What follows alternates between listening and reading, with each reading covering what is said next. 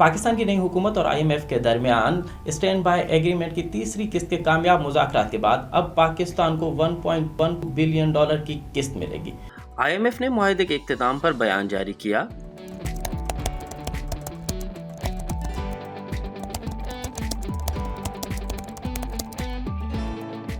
IMF की शराइत को मानने का मतलब ये है कि अब सरकार इदारों की मदद नहीं करेगी और अब इनको अपने पैरों पर खड़ा होना होगा।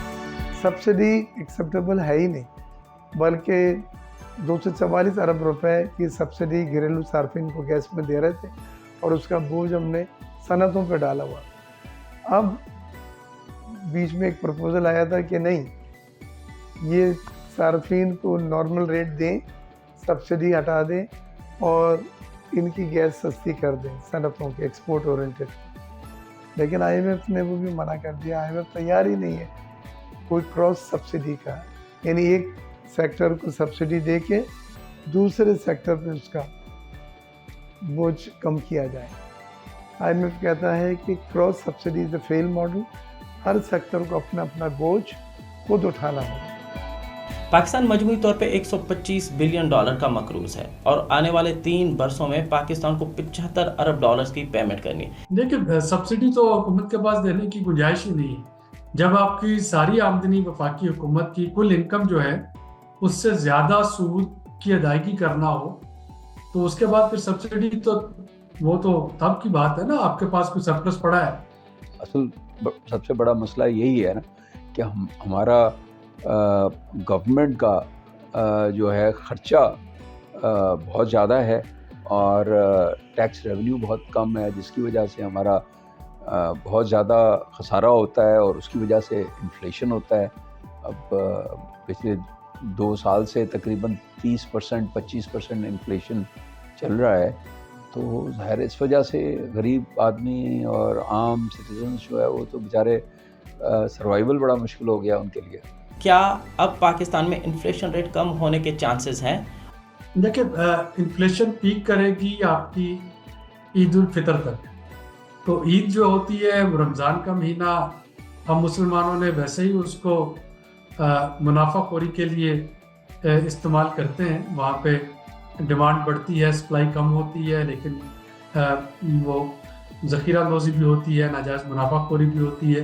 तो अगर तो रमज़ान के महीने में चीज़ों की कीमतें जो हैं उनको थोड़ा सा कंट्रोल कर लिया जाए तो जो कि मुमकिन नज़र नहीं आता, तो वो एक पीक है। उसके बाद बेस आपकी इतनी हाई हो जाएगी कि पिछले साल की निस्बत जो इन्फ्लेशन है वो थोड़ी थोड़ी बेतदरीज कम होती चली जाएगी।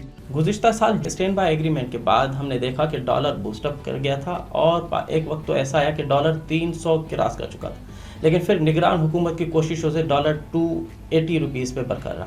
इस मरतबा जब ये तीसरी किस्त मिलेगी तो उसके बाद डॉलर की क्या सूरत हाल होगी? क्या पाकिस्तान हुकूमत डॉलर के हवाले से कोई और प्लान भी रखती है? IMF का जो फार्मूला है वो ये है कि डॉलर में इंटरवीन नहीं किया जाए। जो मार्केट की डिमांड है और जो आपके डॉलर की सप्लाई है उस पर छोड़ा जाए, मार्केट की डिमांड एंड सप्लाई मैकेनिज़्म के ऊपर चलने दिया जाए।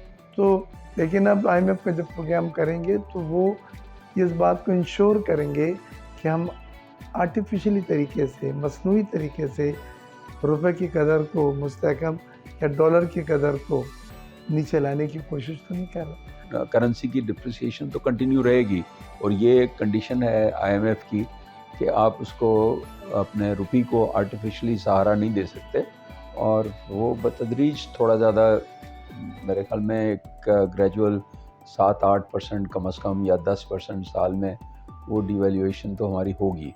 लेकिन जब अनसर्टनिटी बहुत ज़्यादा हो जाती है और आप प्रोग्राम्स जो है ना, कंडीशंस जो हैं IMF की उससे बिल्कुल डेविएट करते हैं और जिस तरीके से PDM गवर्नमेंट में कुछ अरसा रहा और इंपोर्ट्स भी आपकी बहुत ज़्यादा हों तो फिर ज़ाहिर है एक पैनिक हो जाता है, तो उसमें फिर डिवैल्यूएशन ज़्यादा भी हो सकती है। तो ये डिपेंड करता है कि हम अपनी मैक्रो इकोनॉमी को कैसे मैनेज करते हैं।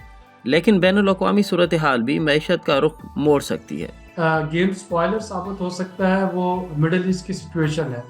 खुदा खास्ता गज़ा की सिचुएशन जो है वहाँ पे इस वक्त जो जंग है वो बढ़ती है یا ریڈ سی جو ہے اس کے جو انٹرپشن ہے وہاں پہ سپلائی چین میں وہ اگر پرولونگ کرتی ہے تو عالمی منڈی میں تیل کی قیمتیں بڑھ جائیں گی. عالمی منڈی میں تیل کی قیمتیں بڑھتی ہیں تو پاکستان میں بھی بڑھے گی. اور تو یہ فوڈ انفلیشن اور فیول انفلیشن یہ دو ایسی چیزیں ہیں جو انپرڈکٹیبل ہیں فی الحال,